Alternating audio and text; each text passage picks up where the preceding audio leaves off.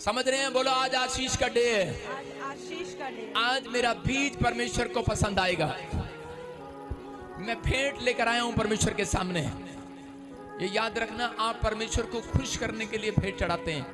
अगर आपने जिंदगी में कुछ नहीं करके दिखाया, मैं कह रहा हूं कि आपकी भेंट आपको आपके लिए मार्ग खोल सकती है। बाइबल में लिखा, नीति वचन में, भेंट मनुष्य के लिए मार्ग खोलती है।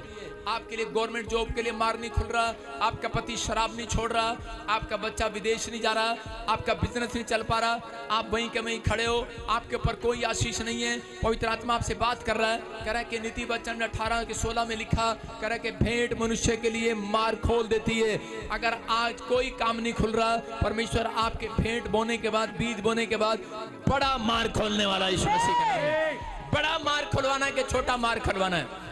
अपने पड़ोसी से हाथ मिलाओ, बोल, पूछो उससे, बोलो छोटा मार्ग खुलवाना है कि बड़ा मार्ग? छोटी गवाही चाहिए कि बड़ी गवाही चाहिए? तो नीति वचन में लिखा, भेंट मनुष्य के लिए मार्ग खोलती है और उसे बड़े लोगों के सामने खड़ा करती है। आप समझ रहे हैं? बड़े लोगों के सामने। एक ने मुझे कहा, कहता आप तो बड़े पास्टर हो। मैंने कहा यार बड़ा छोटा कोई नहीं होता, भेंट बड़ी छोटी जरूर होती है। हालेलुया। आप समझ रहे हैं? अगर आप एक बेस्ट बीज के साथ आए हैं तो परमेश्वर आज रात आपको बड़े लोगों के सामने खड़ा करना चाहता है। बड़े लोगों के सामने कह रहा है, आपके बच्चे, आपका बोना, आपके बच्चे किसी अफसर के सामने खड़े होंगे, उसके सामने कुर्सी पर बैठे होंगे, नौकरी लगी होगी यीशु मसीह के नाम में। कह रहा आपके बच्चों को ऐसा इनाम मिलेगा कि आप प्रधानमंत्री उन्हें इनाम देगा, याद रखना, राष्ट्रपति उन्हें इनाम देगा। क्या आप विश्वास करते हैं, हाँ या ना? बड़े लोगों के सामने खड़े करो।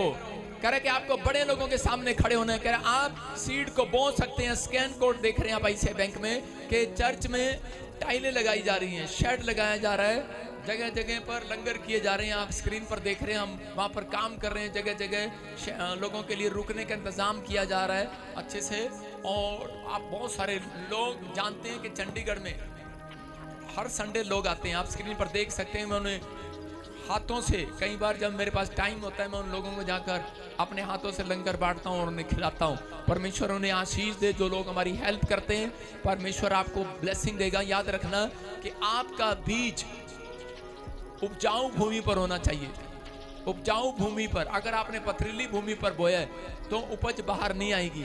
उपजाऊ भूमि क्या है कि आप देख रहे हैं अनॉइंटिंग प्लेस कौन सा है? कहते हैं जहाँ पर चंगाइयाँ होती हैं, भविष्यवाणियाँ पूरी होती हैं। आपके सामने लोग आकर यहाँ पर गवाहियाँ दे रहे हैं, गवर्नमेंट जॉब लग रही है, पथरियाँ जा रही हैं, रसोलियाँ जा रही हैं। बेशक आपका कोई काम ना बनाओ, लेकिन आपका बीज तो इनके अंदर गया है कि नहीं गया है? इनके काम आया है कि नहीं आया है? आया है तो परमेश्वर अगले साल आपके लिए भी पवित्र आत्मा एक बड़ा मार्ग खोलने वाला है यीशु मसीह के नाम में। बस कहता है कि अपने हृदय को तैयार करना है। वो व्यक्ति कभी अपनी जिंदगी में बढ़ता नहीं है, वो कामयाब नहीं होता जो कह रहा है कि भेंट नहीं बोता। कुछ लोग भेंट, कुछ लोग दान देते हैं। दान तो भिखारी को भी दिया जाता है। एक बेस्ट बीज भेंट दशवान जब आप लेकर आते हैं तो परमेश्वर आपके लिए अद्भुत करना चाहते हैं। आप कोशिश तो करो, आप कोशिश करो कि परमेश्वर मुझे ब्लेस करेंगे। आपने बेशक सारी साल, आपने हर महीने आपने कोशिश नहीं किया, लेकिन इस साल आप इस महीने में कह रहा आप कोशिश करके देखो, बेस्ट बीज बोकर पवित्र आत्मा आपके लिए वो करेंगे जो आपने सपने में भी नहीं सोचा। क्योंकि यहाँ पर लिखा, वो बड़े लोगों के सामने खड़ा करते हैं ऐसे व्यक्ति को। आप छोटे तरह के शोरूम में नहीं जाएंगे, बड़े शोरूम में जाएंगे। आप छोटी दुकान नहीं खोलेंगे। हेलो, अपने पड़ोसी को बताओ चूड़ियों की दुकान नहीं होगी तेरी। और मैं कभी किसी को सलाह नहीं देता चूड़ियों की दुकान खोल ले, क्योंकि औरतें जब झगड़ा करती हैं आदमी के साथ सीधा बोलती हैं चूड़ी पहन ले।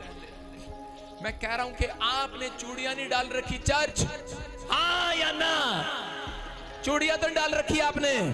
आप काम करने वाले लोग हो कि नहीं?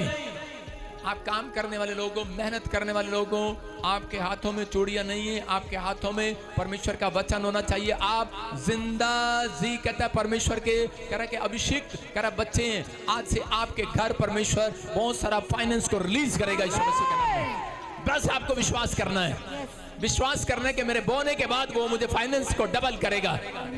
परमेश्वर आज इनके बोने के बाद अपने हाथों में पकड़े बीज, और जो इस समय बो रहे हैं पवित्र आत्मा ने आशीष दे। और जो लोग क्रिसमस के लिए नाम लिखवा रहे हैं, कितने लोग बेस्ट बीज लिखवाना चाहते हैं? हाथ उठा के बताओ। लिखवाना चाहते हैं। देखो, इन्हें विश्वास नहीं है, आधे लोगों को विश्वास नहीं है।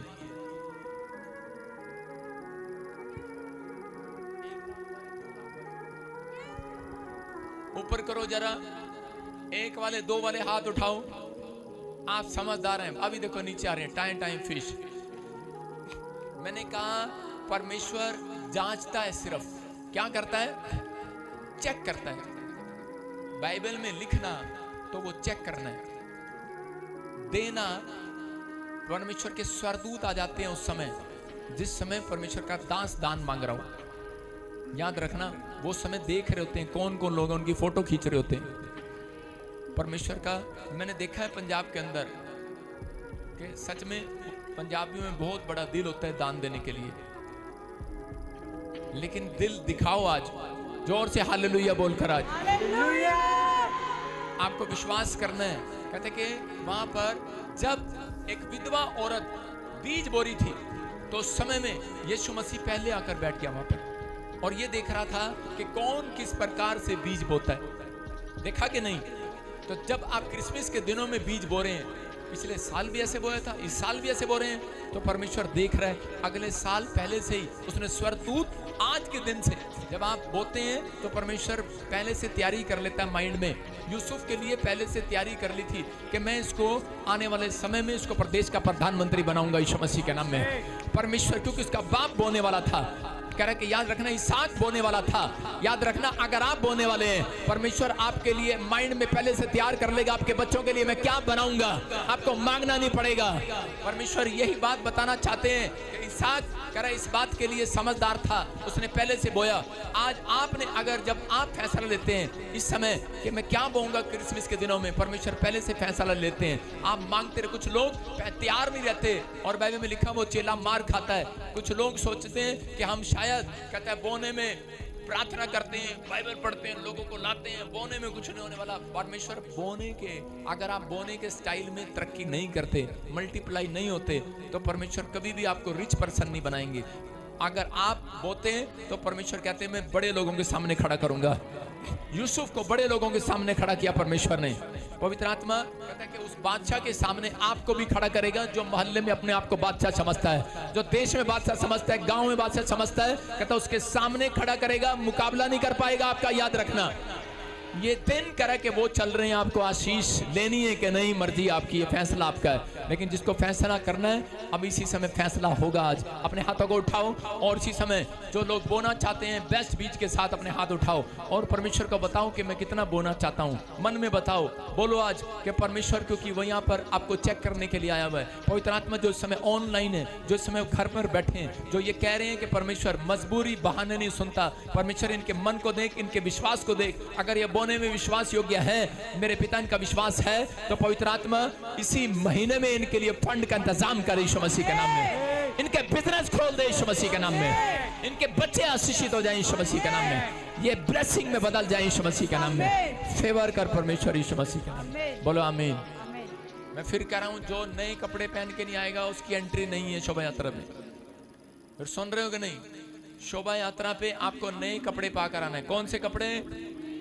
कौन से कपड़े?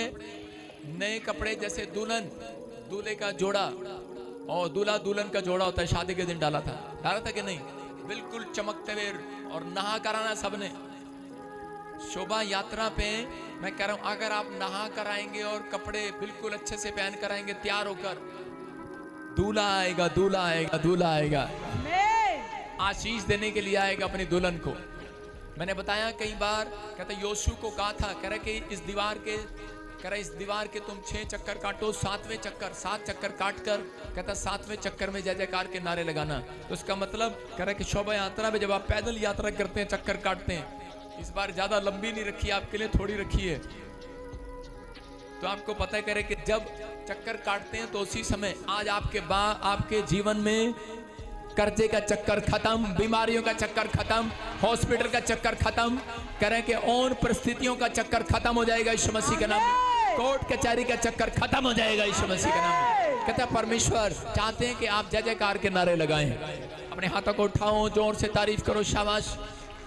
जो लोग लगा रहे हैं, मैं फिर कह रहा हूं कि उन लोगों को आप स्क्रीन पर देख रहे हैं। संजय दत्त मेरे शहर का है, वो आ रहा है।